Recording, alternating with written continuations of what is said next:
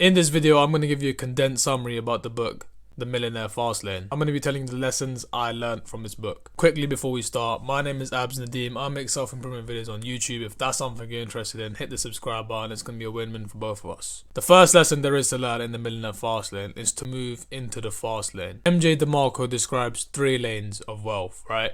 The sidewalk, the slow lane, and the fast lane. In the sidewalk, people tend not to care or take interest in their financial future, in their financial journey. They live every day paycheck to paycheck. They don't invest their money at all. They overuse and misuse credit cards. Money outflow surpasses their money inflow, so their expenditures and payments are more than what they earn, their income. So they plateau quite early and then they decline eventually. Now let's talk about the slow lane. MJ Demarco defines the slow lane as the regular, most average way people tend to go about their financial journey. Going to school, getting a degree, getting a normal job, and then living paycheck to paycheck. Quite similar to the sidewalk. But the difference in the slow lane is that unlike the sidewalk, people in slow lane do invest their money. The problem is they invest their money in low risk investments, right? Investments that take a long time to gradually compound and give you money back. So they invest into low risk investments. They genuinely bear a little bit of growth over a long time, right? Now we're going to talk about what you lot have been waiting for, the fast lane. The lane that MJ Demarco encourages you to take in order to be wealthy, right? The fast lane. These individuals generally become rich and wealthy before the age of 35. They become rich in their younger years, in their more vibrant years, and those people generally achieve this in 2 ways, right? Becoming the top 1% entertainers, so footballers, actors,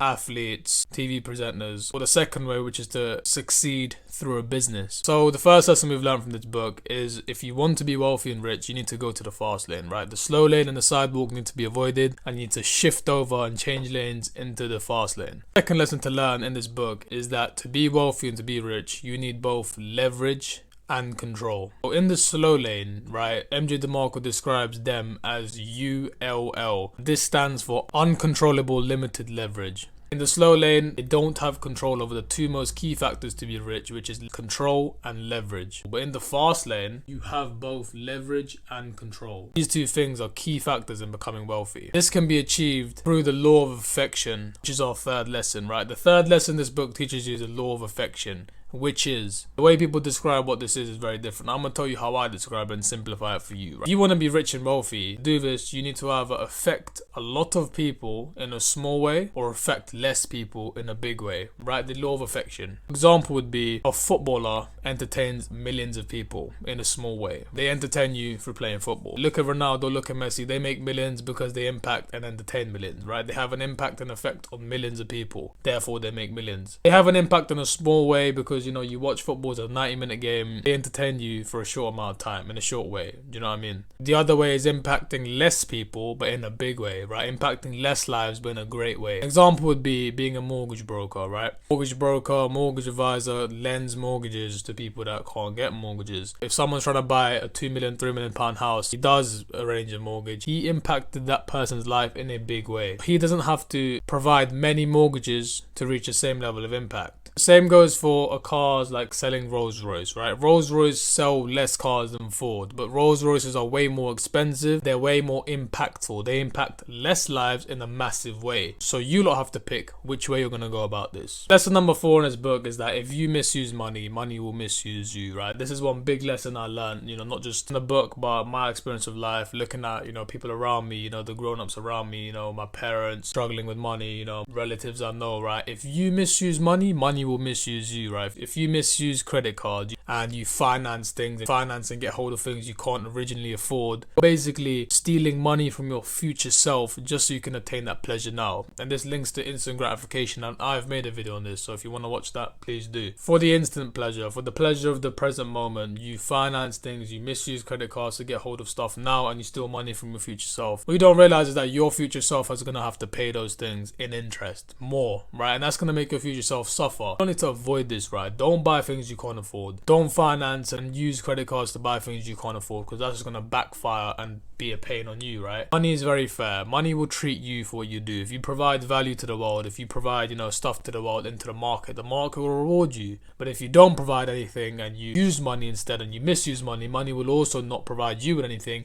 and misuse you. So that, my friends, is lesson number 4. Don't misuse money, otherwise money will misuse you. Lesson 5 in this book is that you need to switch from consumer to producer, right? This 21st century, today's world, especially the Western world, we are conditioned to consume food, TV subscriptions, right? YouTube, this YouTube video, TikTok, movies, cars, watches, jewelry, all these things, my people. Yeah, you are consuming. You've always thought of consuming, right? You get your salary, I'm gonna buy that car, I'm gonna go out to dinner here.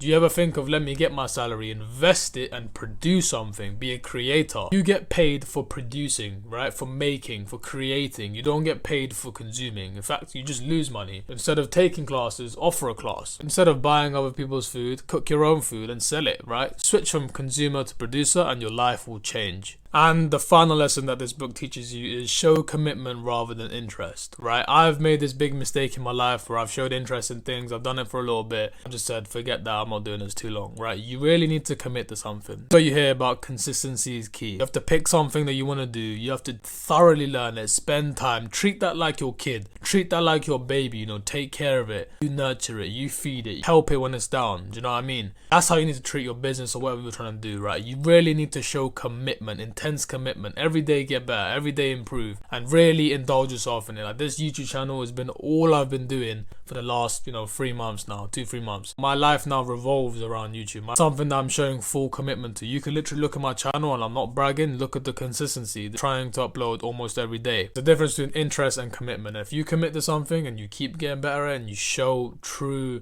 hard work and dedication toward it, it will reward you. That's the final lesson I learned from that book. I hope you all enjoyed that video. I kept that video short, sweet, and to the point. So that's the lessons I learned from Millionaire Fastlane. If you do want to go ahead and read it, I'm going to try and link it in the description below. And make sure you lot stay dedicated and work hard on your goals. And I'm going to catch you in my next video in a bit. You lot. Love.